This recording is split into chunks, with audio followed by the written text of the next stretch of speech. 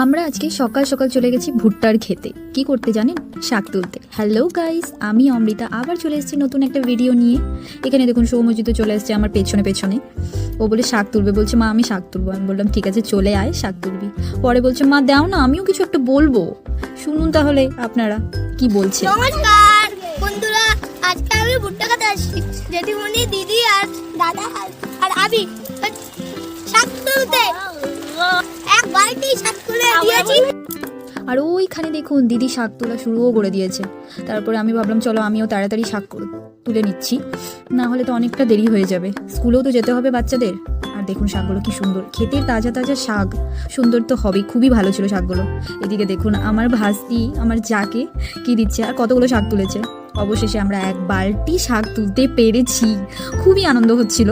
এতগুলো শাক আর এত ভালো ছিল না শাকগুলো, খেতে শাক কার না ভালো লাগে। আর সৌম্যজিৎ দুষ্টুমিতে এদিকে শেষ